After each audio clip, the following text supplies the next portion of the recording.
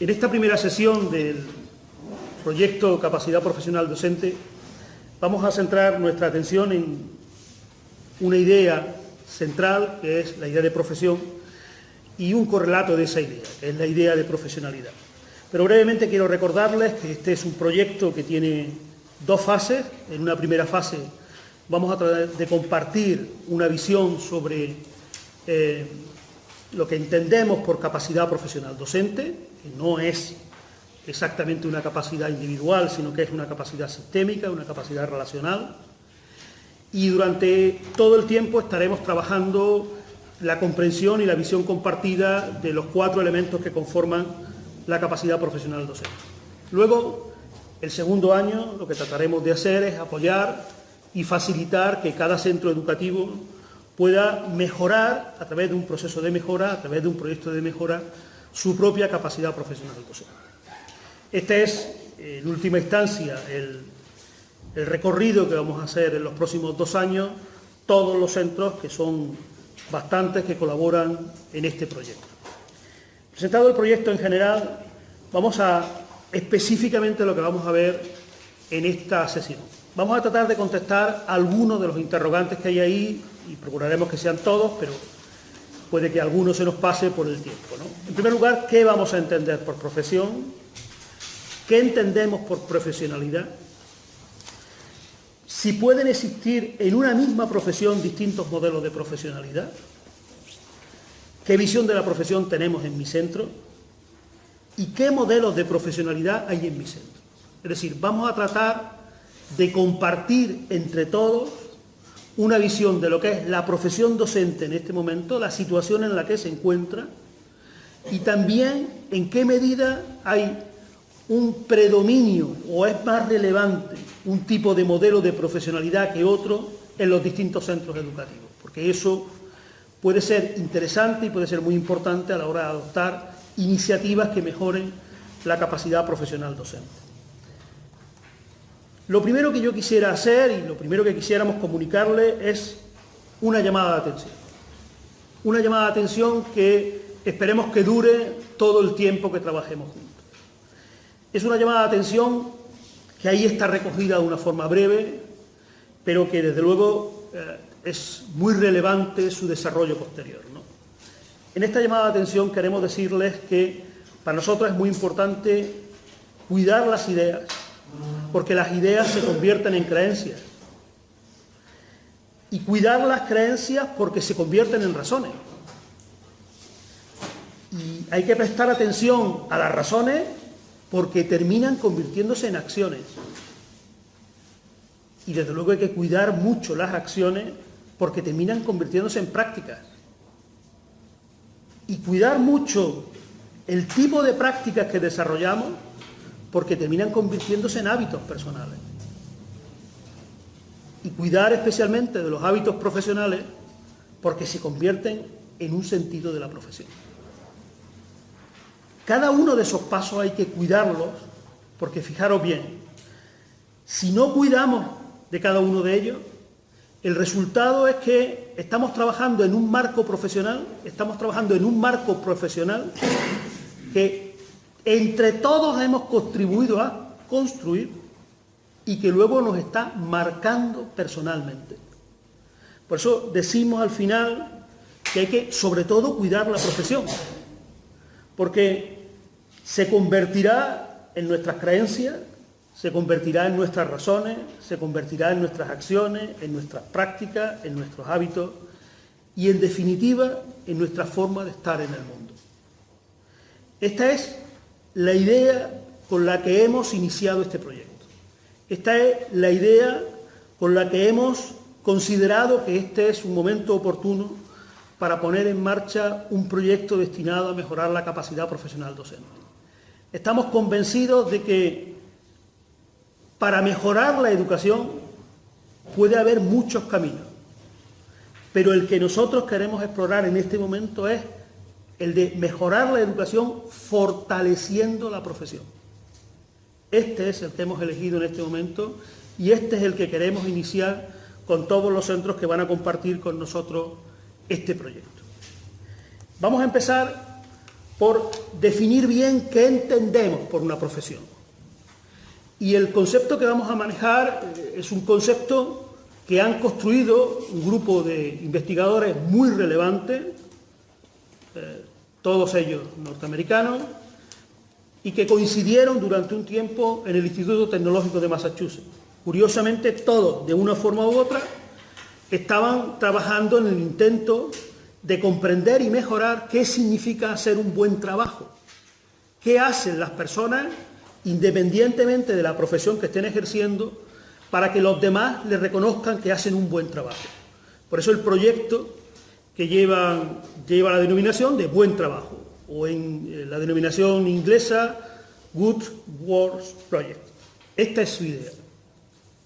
A partir de este momento, ellos construyen el siguiente concepto de profesión. Dice, entendemos por profesión un conjunto de actividades que tienen una misión compartida y que esa misión satisface una necesidad humana, que comparten un dominio del saber que les permite ejercer la profesión, que actúan en un campo bien delimitado, en el cual desarrollan sus funciones y tareas, que tienen además mecanismos que le permiten controlar y regular la forma de acceso al conocimiento, al dominio, y la forma de acceso a la profesión.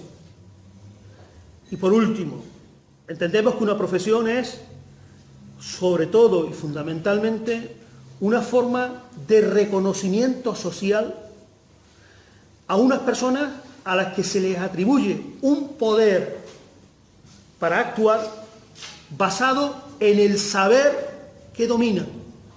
Es decir, es una especie de contrato que la sociedad hace con cada uno de nosotros, por los cuales nos confiere una autoridad para tomar determinadas decisiones. En ese momento, dicen ellos, es cuando se configura una profesión. Por eso las profesiones no han existido siempre. La más antigua de todas es la medicina, pero no han existido siempre y las profesiones aparecen y desaparecen. Las profesiones son una institución moderna, nacen con la modernidad, porque solo con la modernidad aparece esta relación entre ejercer un determinado poder a partir del saber que se posee. Solo existe esta relación antes. Antes de la modernidad, el ejercicio del poder no estaba vinculado al saber. La profesión docente es la que a nosotros nos preocupa y nos interesa, en la que vamos a trabajar durante este tiempo. ¿Cómo la entendemos?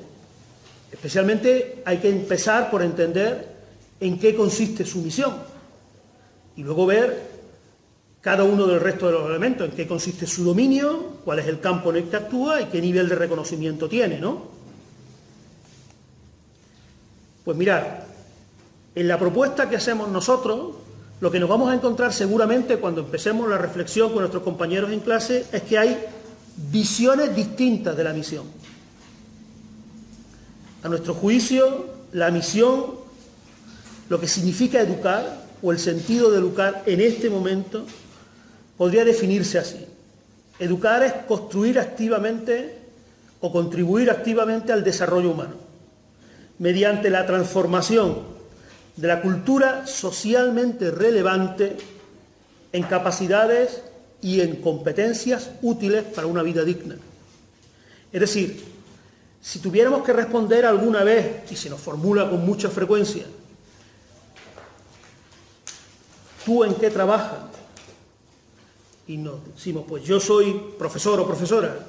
Y el recluso dice, sí, ¿y en qué consiste eso? Porque ya sabéis el dicho que es durísimo con los docentes, es el que no sabe, enseña. Esto es durísimo, porque lo que significa básicamente es no reconocernos un hábito propio de intervención, no reconocernos una misión específica, sino ser las personas que desarrollan aquella misión que no quiere nadie. Esta es una visión de la profesión docente que afecta profundamente al reconocimiento social. Y a veces nosotros mismos contribuimos a eso porque no somos capaces de definir con claridad la misión. Pero esta es una misión transformadora, satisface una necesidad humana. El desarrollo humano solo se puede alcanzar a través de una apropiación educativa de la cultura relevante. Y es la única forma de lograrlo. Entonces, ¿en qué trabajamos nosotros? Fundamentalmente en crear las condiciones para que la cultura socialmente relevante se transforme en capacidades humanas. Ese es el sentido de la misión. Cualquier discrepancia profunda sobre el sentido de la misión tiene consecuencias importantes sobre el modelo de la profesión y sobre el modelo de profesionalidad dominante en el centro. Y también, por tanto, sobre aquello que se considera propio o no propio que hay que hacer como parte de la profesión y aquello que parece o no más importante dentro de la profesión. De modo que mejorar la capacidad profesional de un centro pasaría en primer lugar por encontrar una visión compartida de la misión y que eso sirva de base o de eje para las distintas funciones y tareas que desarrollamos. ¿Cuál es el dominio? Básicamente el dominio profesional está constituido por tres elementos, que son muy amplios, ¿eh? Estos tres cajones tienen muchas cosas dentro. Pero fijaros bien, desde el mismo momento en que se configura la pedagogía general como modelo de ciencia, desde ese mismo momento ya están configurados los tres elementos del dominio. Y eso es el siglo XIX. O sea, no somos una profesión tan antigua como la medicina, pero sí tenemos ya algunos años encima. Desde ese mismo momento el dominio está configurado por tres tipos de elementos. El conocimiento o la cultura relevante que hay que transmitir, el conocimiento para que la transmisión de esa cultura tenga éxito, lo que llamamos el conocimiento instrumental, y el código ético que configura el modo de actuar en cada una de las instituciones del campo. Es decir, estos tres elementos que luego han ido creciendo con el tiempo. Fijaros bien, con el tiempo se han producido modificaciones sustanciales en el conocimiento que hay que transmitir. Y eso lo hemos vivido todos. Las disputas sobre si una asignatura tiene que estar o no, sobre un determinado contenido si tiene que estar o no, son disputas sobre una parte del dominio. Pero las disputas más importantes se han producido luego, cuando el conocimiento instrumental se transforma en ciencias de la educación. Y ese dominio instrumental de las ciencias de la educación dota de un fundamento a las prácticas educativas al mismo nivel que lo tienen otras prácticas profesionales. Y les voy a poner un ejemplo. Ahora parece extraño, pero no hay que olvidar que durante cierto tiempo los médicos y los carniceros estuvieron en disputa sobre su competencia profesional. No hay que olvidarlo, porque durante mucho tiempo los médicos, dentro de su profesión, no tenían autorizado ningún tipo de manipulación del cuerpo humano. Ninguno. Y ese trabajo lo traían los carniceros. Esto ahora nos parece extraño, pero para que ustedes sepan, en fin, alguna fecha para situarse, ¿no? El padre de Ramón y Cajal todavía era el carnicero que auxiliaba a los médicos de la universidad. O sea, no hace tanto tiempo que esto ocurría. Cuando empieza a desarrollarse profundamente nuestro conocimiento de la biología, de los sistemas del cuerpo humano, y por tanto empieza a haber una intervención certera, los cirujanos empiezan a ser desplazados, los carniceros empiezan a ser desplazados por médicos cirujanos. Si las disputas sobre el campo que nosotros tenemos ahora son cada vez disputas, digamos, de más fácil resolución, porque el fundamento de nuestro saber se consolida gracias a la aparición de las ciencias de la educación. Y esto es lo que ahora fundamentalmente constituye la parte esencial de nuestro dominio.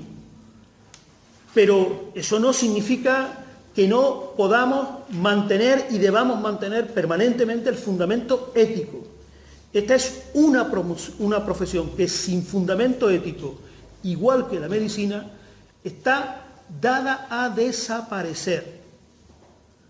Y también le voy a poner un ejemplo de la medicina. Si llega un momento en que para un médico, especialista o no,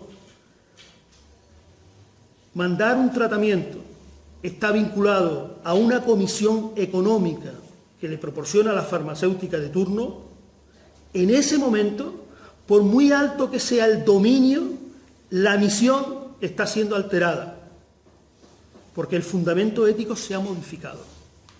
Ya no es satisfacer una necesidad humana, es garantizar el lucro. De esto no está exento nadie, no estamos exentos nosotros y no está exento ninguna otra profesión. De manera que es importantísimo que sepamos que la profesión tiene un sentido de la misión, tiene un dominio y dentro de ese dominio hay al menos tres formas de saberes. El saber que hay que transmitir, el saber que poseemos para que la transformación tenga éxito y el fundamento ético que es el que garantiza el sentido de la misión. ¿Y cuál es nuestro campo? En nuestro campo se han producido transformaciones enormes. Nuestro campo en este momento se divide en tres grandes sectores: la educación formal, la educación no formal y la educación informal. Y en todas ellas intervenimos. En todas ellas, es decir, desde el punto de vista de la profesión, es importante que la persona que está tutorizando o mentorizando a un chico forma parte de la profesión. Y la persona que está en un centro privado forma parte de la profesión. Y la persona que está en un instituto público forma parte de la profesión. Todo eso es el campo en el que intervenimos. Y el tipo de intervención, las funciones y tareas que se nos asignan, son modificaciones derivadas del campo. No debemos confundirlo con la profesión. Desde este punto de vista nosotros tenemos un problema, y un problema muy serio. Y es que la identificación que se produce entre nosotros, la materia que impartimos o los alumnos a los que nos dirigimos, está produciendo una visión fragmentada del campo. No es que seamos la misma profesión, es que somos tres profesiones distintas. Yo no soy educador, soy profesor de matemáticas. Yo no soy educador, soy profesor de educación infantil. Yo no soy, está produciendo, el campo está distorsionando la visión de la profesión. La profesión es única y el campo de trabajo puede ser muy diferente. Y de hecho puede ampliarse enormemente. Puede llegar un momento determinado en que haya incluso instituciones en las que su función primera no sea educativa, pero incluyen educadores. Con eso habrá aumentado nuestro campo. En este sentido, puede ocurrir y ocurre que cuando profesionales de la educación vienen de campos diferentes, la unión de profesores de bachillerato con profesores de secundaria obligatoria o de profesores de secundaria obligatoria con profesores de primaria, produzca un conflicto derivado de la visión generada dentro del campo. Esto en los centros educativos tiene impacto, tiene consecuencias. Y seguimos avanzando en el reconocimiento. Fijaros, el reconocimiento no es solo el reconocimiento de la sociedad en su conjunto, es el reconocimiento de las familias, el reconocimiento de otros profesionales con los que trabajamos. El reconocimiento tiene como consecuencia directa el prestigio. Esa es la consecuencia directa del nivel de reconocimiento en una profesión equilibrada, el prestigio. Y mirad, según la última encuesta, y yo creo que la única relevante que se ha hecho en España sobre el prestigio profesional docente, que la hizo el profesor Julio Carabaña, nuestra situación es muy curiosa. Nosotros tenemos una visión del prestigio de nosotros mismos que es considerablemente más baja de la que creemos que nos atribuye la sociedad, pero más alta de la que realmente tenemos. Es decir, tenemos una sensación de pesimismo brutal.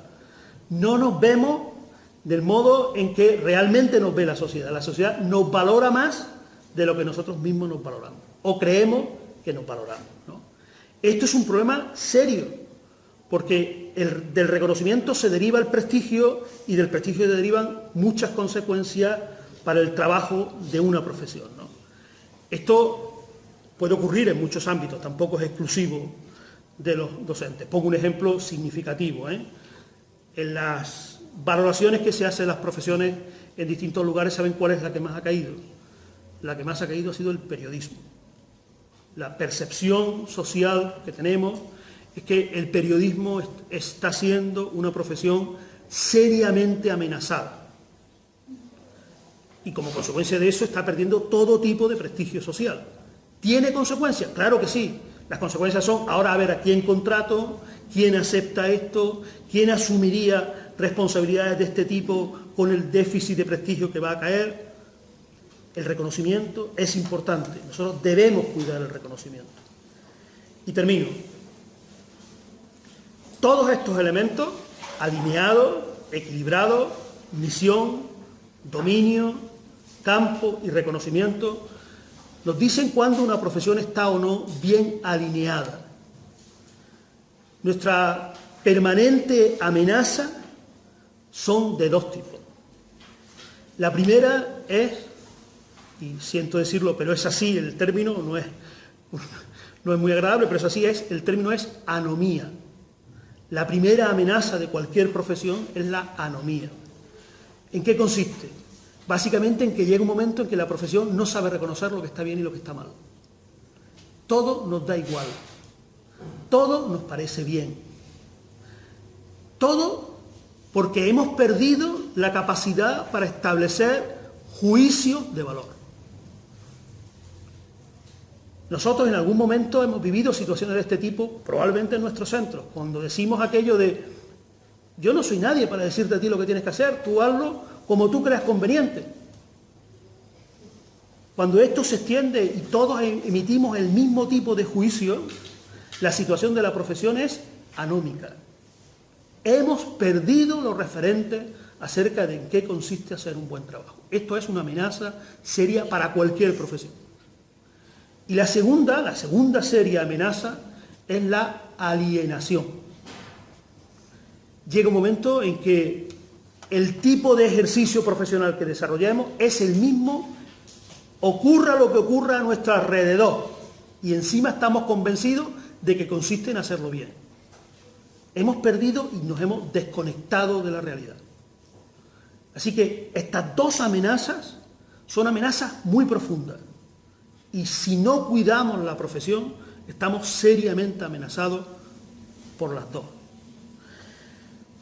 Para avanzar en nuestro trabajo, para tratar de compartir con nuestros compañeros un concepto de profesión, un concepto de profesionalidad, yo quisiera llegar hasta aquí hoy, no avanzar mucho más, ¿no? Pero ahora en los pequeños grupos de trabajo que vamos a organizar, vamos a reflexionar sobre estas dos ideas en torno a dos tipos de actividades. En una de ellas vamos a valorar la situación de equilibrio o de alineación adecuada de la profesión.